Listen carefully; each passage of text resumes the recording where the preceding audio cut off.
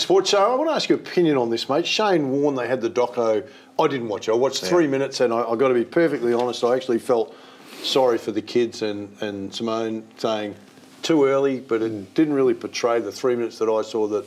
Yeah. Anyway, but I want to talk to you more about Nathan Lyon and Shane Warne. I just think that Nathan Lyon's almost under the shadow of Warney, but he's done some unbelievable things for Australia. Yeah. And he doesn't seek the publicity. He goes about his business quietly. Yeah. Is that a fair comparison? One was flamboyant and got the results that he got, and with that became a lot of high profile. Yeah. Nathan Lyon seems more the team guy. He's in the change room, leads the song, takes the big wickets when they need them. I just got a real affiliation with him. Yeah. I'm a great fan of anybody who works hard, like Nathan Lyon has worked so hard on his batting over the years. Forget his bowler. We know they call him the GOAT. He's the greatest ever off spinner we've had, which is no drama at all about that. I've got no issue with that.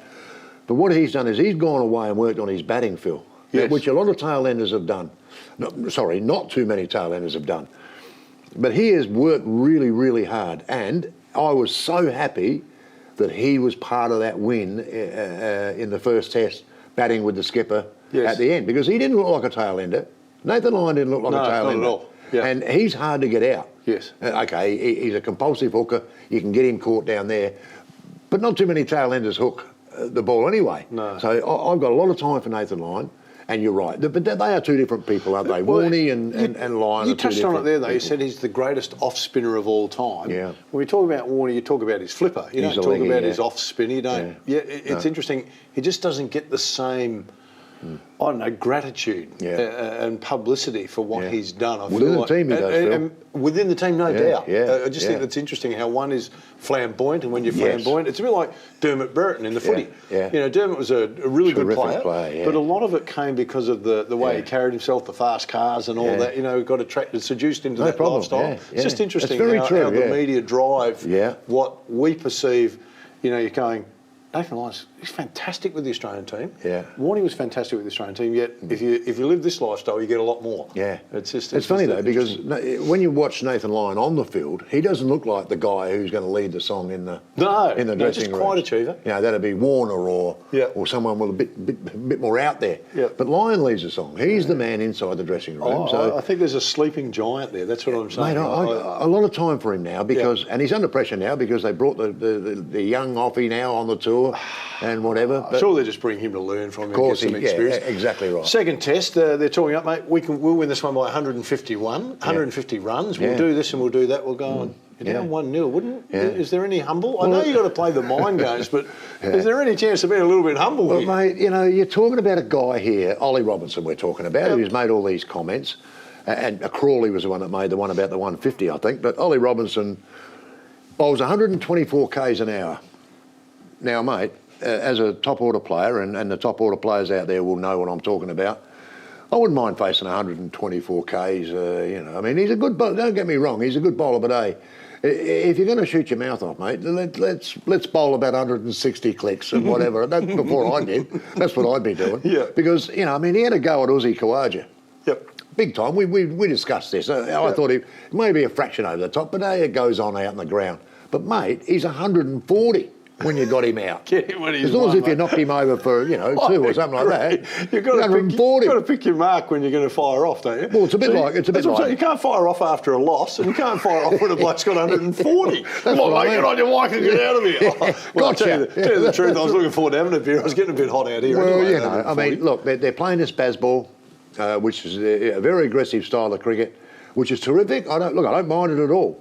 But Australia are very capable of playing the same game. This is the thing. I don't think they're intimidated by it. Don't poke the bear. So there it is for me. You look at the coaches around the world that'll go, they give very little on the opposition. Yeah. They don't want to fire them up. They go, oh, they're playing really well. You know, have all the stuff that they trot out, and they never throw these hand grenades. Yeah. And I know there's a bit of that banter that goes on. Yeah. And I like that. Yeah, But you've got to be careful when you throw the hand grenade. You do. You know. And who's throwing it? Exactly right. Not 124k an hour bloke. So I'm just thinking, he wouldn't get me out at midnight. And he wouldn't do it, but just on the back of what we're saying before, Nathan Lyon could probably throw a couple of hand grenades. He's got a bit to back it up. Well, that's the thing. That's the thing. It's to like be taken seriously. Well, it's like your big quicks. You love them to yapping away, and you know, because they've got something to back it up. But if Ollie Robinson is gobbing me, and I'd be saying to him, well, okay, mate, rather than gob me, how about bounce me? But bowl me a bouncer, because I will hit you into another postcode. Yes. At 124 Ks, you should not be shooting your gob off, especially when you get a bloke out when he's 140 and give him a send-off. No, mate, no. Look, I love the cricket at the moment. Yep. I told you before the series started that it was going to be a really great series, and it will be, mate. I'll tell you what I'm struggling with, and not because it's male or female, so please don't get offended by this. I'm finding it really difficult to watch tests back to back. I've watched the men, I'm trying to watch the women, I'm going, I'm really struggling, whether it was India playing Pakistan or it was the other way. Do you find it hard to watch two tests back to back? I'm not a great viewer of the cricket. I never have been, even when I played. Not a great watcher of the game. But, I love watching it, but I'm finding it hard to watch 10 days in a row. Yeah, I can watch the Test cricket in England, no problem at all. But I can't watch all day. I can only watch an hour at a time and whatever. I get the highlights, normally I can get, but I'm struggling with it. But full marks to the girls who won the one-off Ashes Test. That was a great game of cricket. Brilliant. You know, brilliant by both sides. Yep. But Ash Gardner, 8 for 60. Bowled brilliantly. Brilliantly. We're the best team in the world by a million miles there. Forget the rest. The Poms are up there, but they're on a level. I like the highlights when I'm watching the women's highlights. They got some rippers. Well, it's just hard to watch. They play some great cricket, mate. Yeah, I just don't know. Maybe they've got to schedule it that way. I don't know. But anyway, that's. I think can we go up 2-0 in the series quickly? We've got to get out of here. Well, England, of course we can now. Now we're on top. We'll be hard to stop. All right. Hope you've enjoyed the show, everybody. Stay warm. It's going to be still cold for a couple more weeks here in Adelaide. Look forward to your company next week. Bye, everybody.